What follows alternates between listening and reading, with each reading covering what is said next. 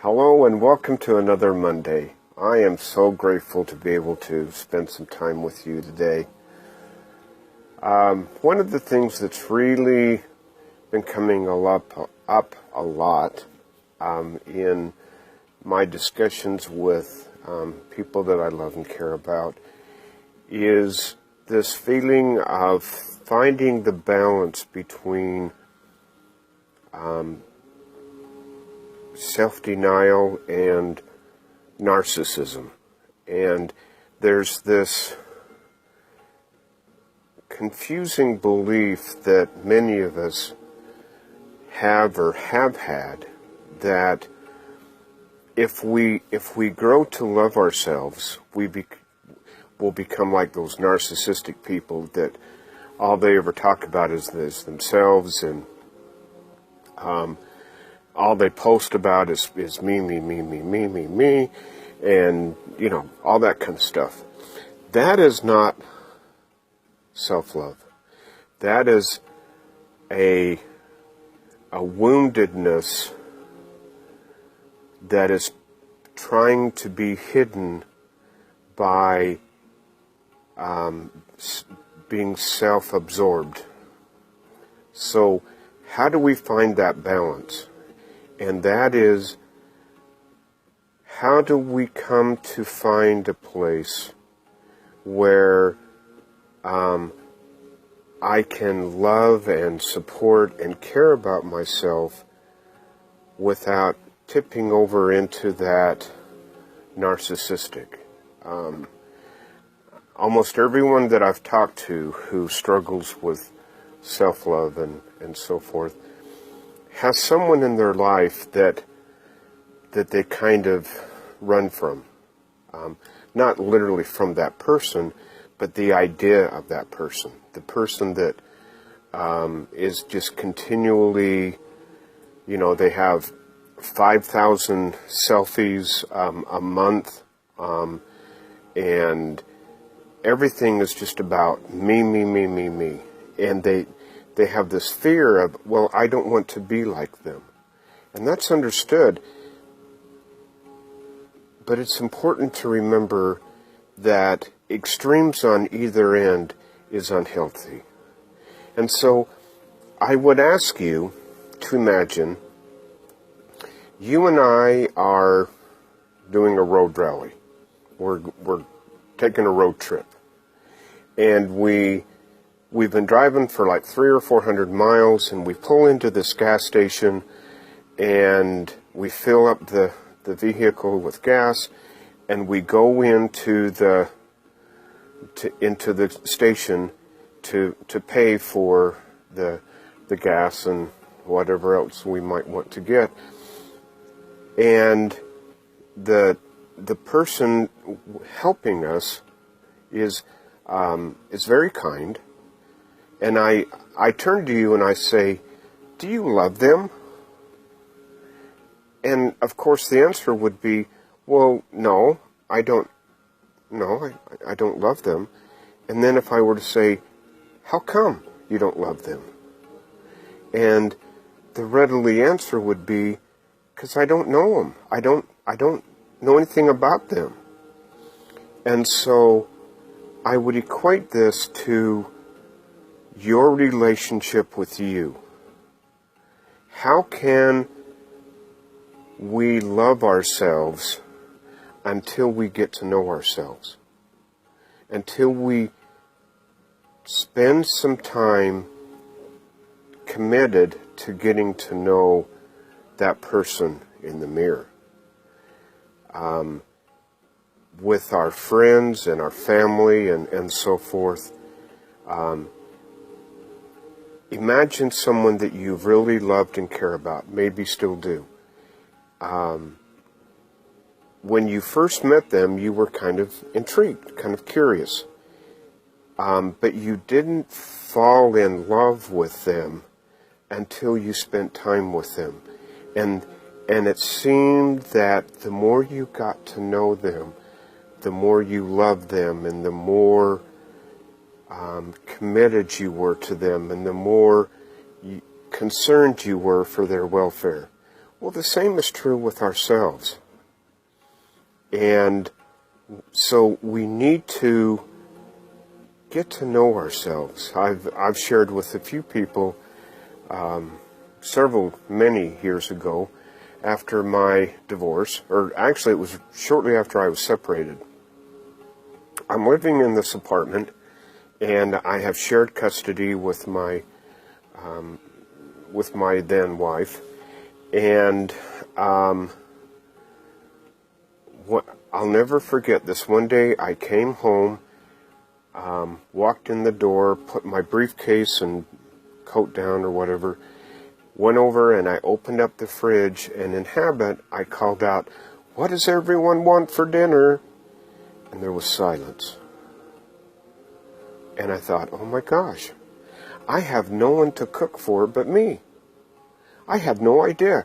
What does Brad like? Well, Brad likes this and this and this.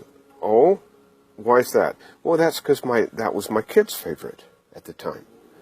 And it took a journey for me to begin to find out who this guy was. What did he like to do?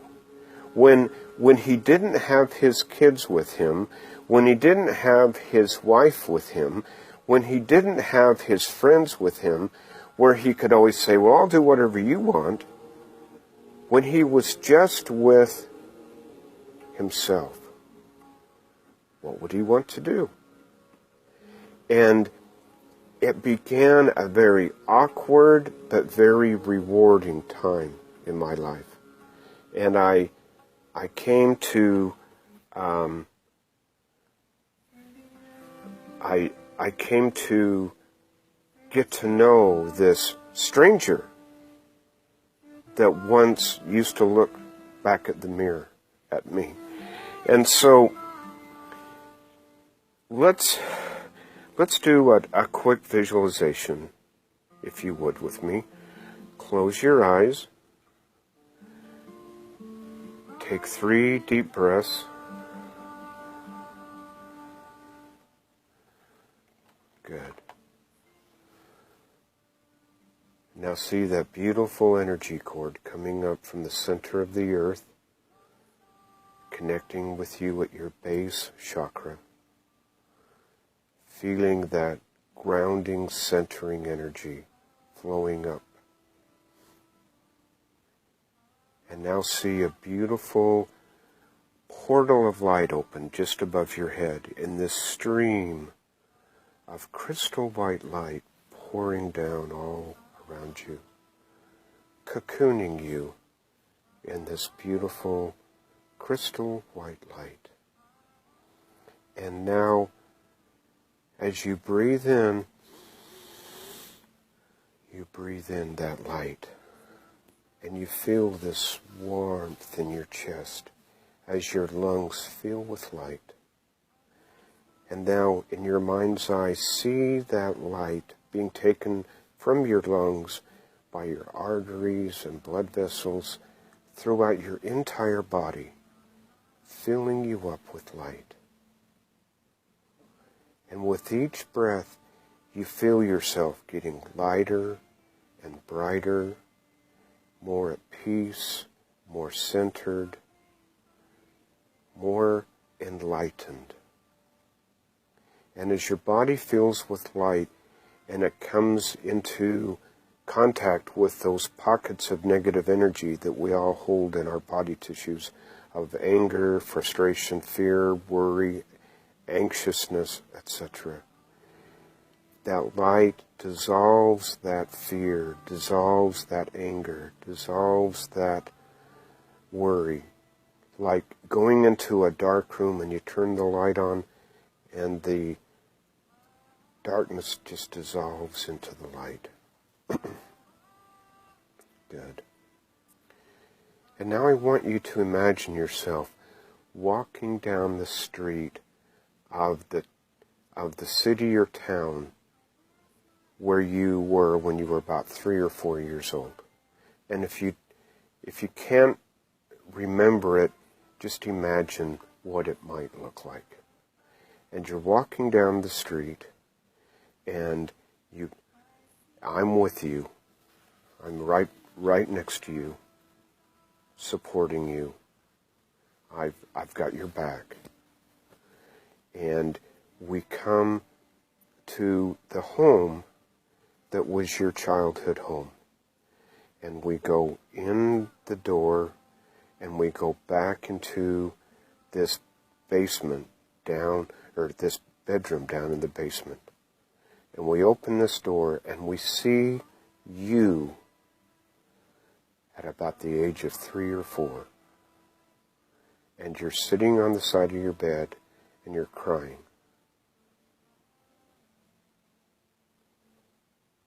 Because you feel abandoned. Not only has your family abandoned you, but you have abandoned you. At some point, you made the survival choice that I'm going to take care of my mom and dad and my brother and sister rather than taking care of me, because I want to survive. And I get less beatings if I think about my mom and dad instead of thinking about myself, or whatever the context of your childhood was. But there's that little child in there that feels left behind. And they have been sitting there all these years waiting for you to come back and get them as you always promised. And over the years it's, well, I will take care of you, but first I got to take care of mom. I'll take care of you, but first I got to take care of dad. I'll take care of you, but first I've got to take care of brother or sister. I'll take care of you, but first I've got to take care of my friends. And then I've got to take care of my boyfriend or girlfriend. And then I've got to take care of my spouse. And then I've got to take care of my children. And for some of us, we have to take care of our grandchildren. And so there's this little part of you that's sitting there waiting for their turn to become a priority in your life. To just get on the priority list. Let alone at the top of the priority, let's just get on the priority list. And so you and I walk over to this beautiful little child, and you bend down so that you're looking eye to eye with this beautiful child. And you say, calling them by name, by your name, I'm sorry. I know it's been difficult for you. I know you have felt alone. I know you have felt abused, disrespected, neglected, and I'm sorry. And I am here to reclaim you. And my promise is to you that from this point on, I will have your back. I will be there for you. When you need something, I will listen to you. When you tell me how you feel, I will honor that feeling. When you walk your walk, I will walk that walk with you. You'll never have to feel alone again, because I will always be there with you. And just notice the feeling that you get from that connection. And then you pick up that child and you hold it close in your arms. And you hold it and you feel it, this beautiful child, move from your arms into your heart. And that is where you will always carry this beautiful child. And when it needs something, we will listen. When it has a suggestion for us, we will listen. When it needs something, we will do all we can to get its needs met. And then together, the three of us, you and I and what is in your heart, walk out of that room, walk out of that house, and we walk down that street back to the here and now. I hope this week you will honor that agreement. And if you'd like to do some more extensive work with this, there's a longer visualization that I do. I'd be happy to do it with you. Just contact me on Facebook or by phone or by email. Smoke signals, carrier pigeon, however works best for you. And I would love to work with you.